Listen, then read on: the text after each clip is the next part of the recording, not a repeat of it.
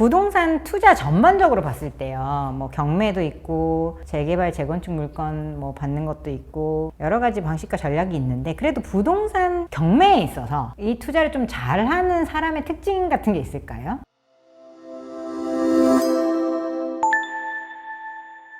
네, 부동산 전문 변호사 해결사 쪼변입니다. 지난 시간에 이어서 이주임의 회사 몰래 하는 부동산 채널 운영하고 계시는 이주임님 모시고 부동산 경매 이야기 계속 이어나갈 건데요. 지난 시간에는 부동산 경매의 장점, 뭐 절차 이런 부분들 자세하게 재밌게 설명해 주셨는데, 이번에는 동전의 양면처럼 어두운 면도 있잖아요. 그래서 리스크에 관해서 여쭤보고 싶습니다. 뭐 잘 돼서 투자에 성공하시거나 내 집 마련에 성공하신 케이스도 있겠지만, 뭐 이주임님이 직접 경험하시거나 아니면 주변에서 본 경매로 손실을 보신 경우들도 있기는 있죠. 일단 저는 없고요. 그래서 제 주변에는 경매를 하시는 분들이 해봤자 저희 수강생 분들이랑 저 이렇게밖에 없거든요. 뭐 지인 중에서 경매를 하고 있다 이런 분은 아직 없긴 한데, 근데 제가 또 따로 구독자분들을 위해서 권리 분석을 해주는 게 있어요. 어떤 한 분이 의뢰를 하셨는데 낙찰을 받고 권리 분석을 의뢰를 하신 거예요. 이미 낙찰을 받고 나서 네. 입찰하기 전에 저한테 혹시 오셨다면은 이런 일은 없으셨을 건데, 네. 낙찰 이미 받고 낙찰 받은 날 저한테 의뢰를 하셔가지고 제가 확인을 일단 해드렸죠.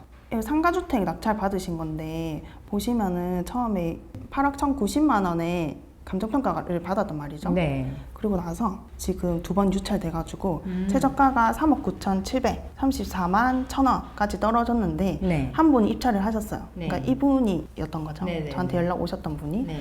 4억 8,300에 낙찰을 받으셨는데 옆에 보면 미납이라고 되어 있어요. 아, 납부를 안 하신 거예요? 네. 보증금만 내시고? 네, 그러니까 보증금은 이 최저가의 10% 내야 되거든요. 그러면 이때는 3,900만 원, 거의 4천만 원 정도를 입찰 보증금으로 낸 그쵸, 건데, 그쵸. 미납했다는 거는 이 4,900만 원은 포기하고 그냥 소유권 이전을 안 하겠다라고 하는 겁니다. 그럼 4천만 원이나 좀 잃어버리게 되신 거죠. 투자를 네. 하시다가. 네. 근데 이게 이 물건의 문제가 뭐였냐면, 이게 상가주택이라고 되어 있긴 한데 사진을 보니까 좀 단독주택 같은 느낌이긴 했거든요.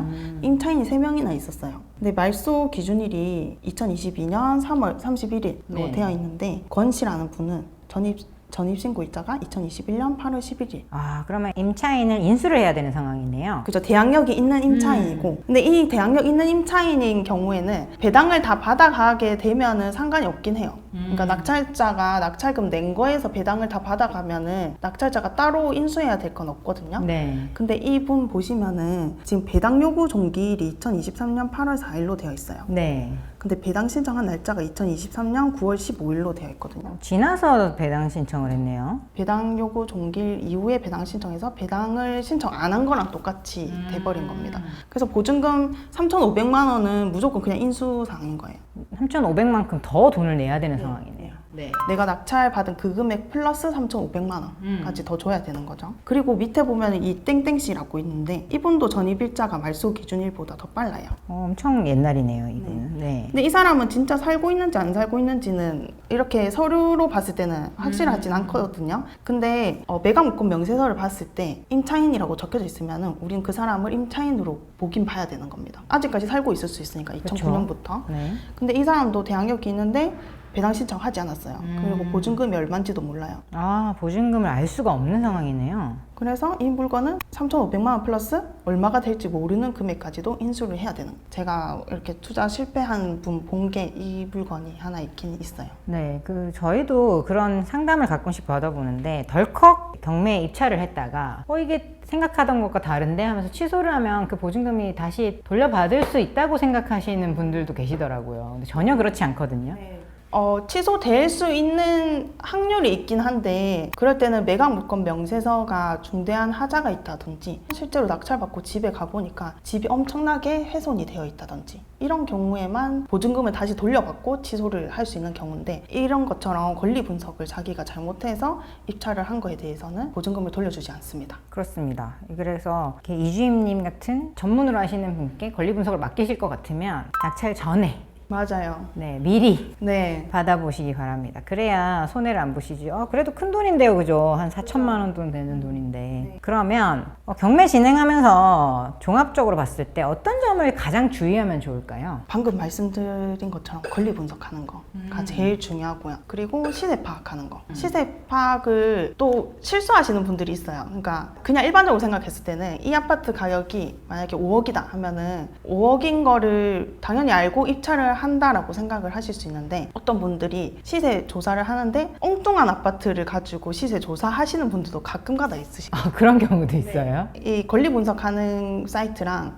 시세 조사하는 사이트가 다른 사이트다 보니까 똑같은 이름을 가진 만약에 아파트가 있다. 만약에 주공 아파트 이런 것들은 또 많잖아요. 주공 네, 5단지, 네, 6단지 네. 이런 것들이 많은데, 나는 5단지를 보고 있었는데 시세 파악하는 사이트에서는 6단지 걸 보고 있었다.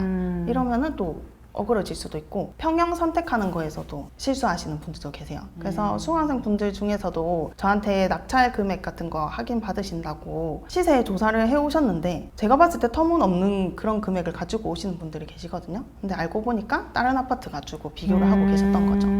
그래서 꼭 임장을 가보셔야 돼요. 부동산 가셔가지고 요즘 시세 어떤지 이런 걸 확인만 해봐도 내가 잘못된 거구나라고 알 수 있거든요. 현장에 안 가보고 그냥 인터넷 자료만 보고 하다가는 그렇게 약간 실수가 나올 수도 있겠네. 그런 경우도 있을 것 같아요. 지금 방금 말씀해주신 리스크는 이제 임차인 권리 분석이 잘 안 된 경우고, 권리 분석할 때 임차권, 그 다음에 뭐 유치권이 있는 경우도 있잖아요. 그런 것처럼 권리 분석할 때 임차권 외에 또 다른 문제가 될 만한 권리가 있을까요?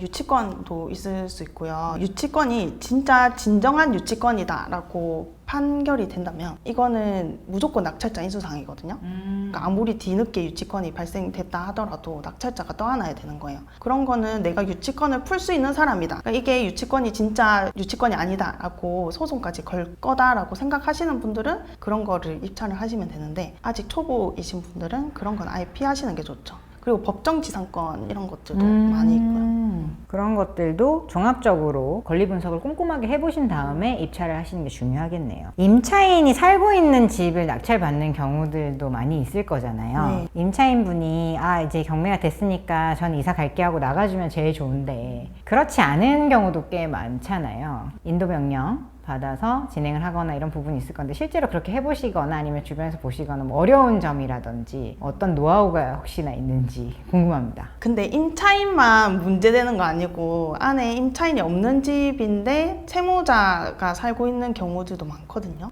그 소유자였던 본인이 살고 있는 경우. 네. 제가 봤을 때는 이때까지 느낀 바로는 임차인보다는 채무자가 살고 있는 집이 좀 더 명도하기 어려운 것 같은 느낌이에요. 그래요? 안 나오고 버텨요? 왜냐면 돈이 없으신 분들이잖아요.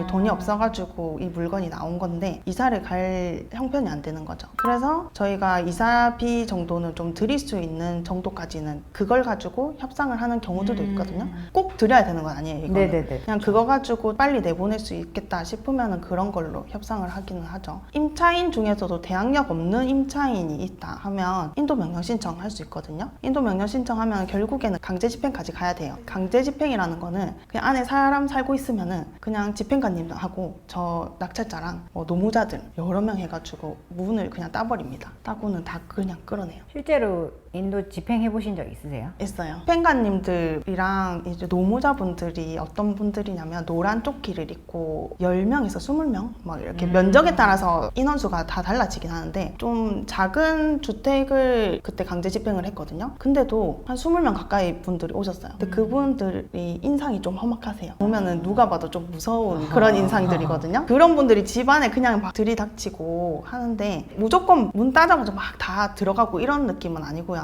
일단 집행관님들이 문을 두드려요. 두드려서 안에 사람이 있으면은 그 사람한테 설명하고요. 그게 아니다 하면은 열쇠공 불러가지고 열쇠 다 뜯어가지고 문을 열게 됩니다. 저가 강제 집행할 때는 안에 사람이 있으셨거든요. 집행관님들이 설명을 했죠. 이날까지 우리가 나가라고 했는데도 안 나갔기 때문에 지금 집행을 하는 거다라고 설명을 드렸는데, 그제서야 저랑 협상을 하겠다면서 이거 취소해달라. 그때 협상을 해드리면 안 돼요. 그때 협상하고 그분이 또 안 나간다 하면은 다시 신청하고 다시 절차 절차를 밟아야 돼요. 근데 강제 집행까지 가는 일이 거의 드물긴 해요. 거의 그 강제 집행하기 전에 계고라고 해가지고 집행관님들이 가서 먼저 얘기를 하긴 하거든요. 그래서 그날 집행관님들이 가가지고 언제까지 나가시라, 낙찰 받은 분하고 얘기 협상해가지고 나가셔야 된다라고 하면은 거의 그때는 거의 협상이 다 되기는 해요. 왠지 내가 나쁜 사람 되는 그런 기분이 살짝 들기도 해요. 원래는 법적 절차대로 당연히 낙찰자의 그 소유권 행사를 위해서 하는 적법 절차임에도 불구하고 거기 거주하고 있는 사람을 강제로 끌어내는 게 사실은 심리적으로 좋지 않기 때문에 근데 상상하시는 것처럼 막 끄집어가지고 막 가는 건 아니고 좀 인격적으로 대해주면서 나가라고 하십니다. 그러니까 중요한 건 챙길 수 있는 시간도 다 드리고 있고. 부동산 투자 전반적으로 봤을 때요, 뭐 경매도 있고 재개발 재건축 물건 뭐 받는 것도 있고 여러 가지 방식과 전략이 있는데 그래도 부동산 경매에 있어서 이 투자를 좀 잘하는 사람의 특징 같은 게 있을까요? 아무래도 안에 있는 사람이랑 협상을 해가지고 이사를 내보내야 되기 때문에 상대방 말에 너무 좀 감정적으로 안 휘둘리는 분이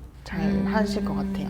저도 저 20대부터 경매 시작을 했거든요. 낙찰 받았으니까 어쩔 수 없는 거예요. 그러니까 명도를 진행을 어쩔 수 없이 무조건 해야 되는 거고, 그래서 해야 되는 거니까 하다 보면은 다 좀 노하우가 생기긴 합니다. 그리고 저희 수강생 분들도 보면은 평생을 그냥 주부로 살고 계시다가 이렇게 낙찰받고 명도 진행하고 하시는 거 보면은 막상 들이닥치면 누구나 좀 다 잘 하시는 것 같아서 딱 누가 잘한다 이런 거는 좀 없는 것 같긴 해요. 관심 가지고 많이 공부하고 어느 정도 지식이 쌓이면 직접 실행도 해보는 그런 과정을 통해서 또 배우면 누구나 할 수 있는 그런 투자 방법이 되겠네요. 그리고 요즘 명도를 진행 안 해도 되는 물건들도 많이 나오긴 하거든요. 그러니까 허그에서 주택도시보증공사에서 미리 이 안에 있던 임차인한테 돈을 주고 나서 그러면은 그 사람이 임차권 등기를 설정을 하고 이사를 나가 있는 경우들이 많아요. 네네. 그러면 그 빈집을 낙찰 받으면은 이 낙찰 받고 잔금 납부만 하면은 그냥 주택도시보증공사에서 전화해서 비밀번호 알려줍니다. 그럼 그냥 비밀번호 치고 들어가면 되는 거예요. 그런 물건들을 골라서 하는 것도 방법이 될 수 있겠네요.